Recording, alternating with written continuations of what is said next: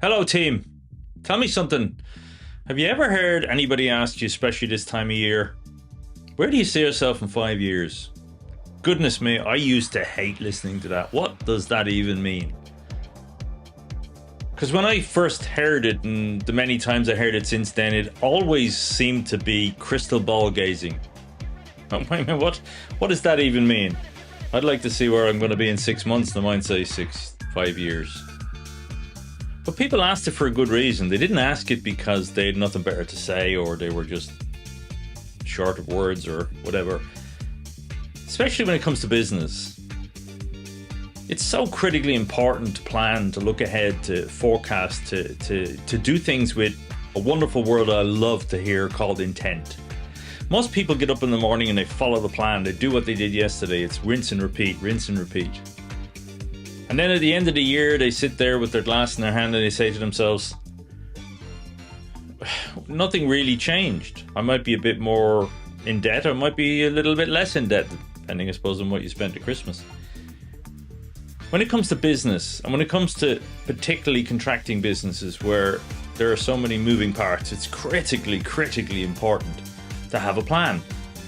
I mean, in the construction industry, of all industries, planning, scheduling is the beginning, the middle, and the end of how we operate. I mean, let's be honest. A number of years ago, when I first heard that phrase, I kind of dismissed it and I laughed it off and I went off about my business and carried on. Then I got deeper and deeper and more senior in management, and I understood how critically important having systems, structures, scheduled, organized. And to have all of that, you have to have a plan. And a few years back again, as I mentioned in a recent video on LinkedIn, I heard the phrase EBITDA, not Ibiza, EBITDA, or however you pronounce it. That phrase is a phrase that describes the I suppose the mechanism or the mechanism that private equity firms and potentially banks, who, if you're looking for finance, look at as part of the process of checking out your business to see if that you have a functional operational department. And basically what it is, if you're running a construction business, you have projects, and each of those projects you're hoping will make a profit. So your gross profit from each of those projects, including all of your site costs, your prelim costs and overheads associated with the project, add up to whatever they add up to. Then you take away the company overhead, the head office overhead from that, and you get a number which is your EBITDA. That number is used by private equity firms if you're looking to exit or scale your business. It's also looked at by banks when you may be looking to get some finance to help grow your business or get some project finance. And it tells them that you have a functional operational business. There are other things outside of it, and there's many debates. And I recall Charlie Munger one time calling it the nothing or the garbage assessment, because he didn't have a lot of faith in it. And far be it for me to challenge a man who was as successful as he was in his life, and that's an understatement. I think most people would agree. Having said that, the industry uses it. It's part and parcel of the process. They use EBITDA as an assessment or part assessment to assess the functionality and the operational capabilities of your business, if indeed you're looking to scale your business or get project finance. So the question is, why am I talking about it? I mean, I run a consultancy business that helps contractors operate their business, put their teams in place, put their structure in place, and become optimal and efficient at what they do, having spent 40 years in the business and structuring businesses and projects. So why am I talking about it? Because EBITDA is a mechanism that I suppose can put manners on a business. If you're running a construction business, you want commercial projects to be run commercially and effectively. You want operations to be running commercially and effectively. You want your structure and your risk assessment to be managed. In order for you to have a good EBITDA rating, you need to have all of that structure and all of that system operational within your business, or you can't qualify. So if you look at setting goals and setting plans. What's a goal? A goal is an aspiration. A plan becomes once you add a date to it, you get a plan, and then you put systems and structures in place to grow it. If you're looking to scale a business, you want to grow your business, you want it to be bigger than it is now, you want it to be more successful than it is now, then you need a plan. It doesn't just happen, as you know. You need intent. You need to get up in the morning every day with a plan.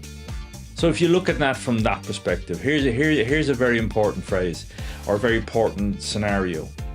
I spent a lot of time building and planning mega projects, huge projects. So projects that go on 2, 3, 4 years. So you can't understand what you need to do today unless you understand what you're going to do in 4 or 5 years. So there are milestones along the way, and you need to make a plan that grows into each of those milestones. The same thing applies to building a SME contracting business. If you in 2 years or 4 years or 5 years want to have a business that is successful and that grows and that makes you money and that potentially you could exit from, you could sell it to somebody else and make a return on your investment and retire or invest in something else, or you can just keep it. You don't have to sell your business just because it's successful, but you can. And if you want to do that, then the matrix that the private equity firms use and banks use to measure the multiples of your turnover that you could get for that company when you sell it is EBITDA. It's part of it, it's not all of it, but it's an important part of it. So in order to achieve a good EBITDA rating, you need to have good commercial business, good commercial management, good procurement management, operational management, planning, structure, systems in your business, risk management, a good diversified client base, so you're not relying upon 1 or 2 clients for all of your business.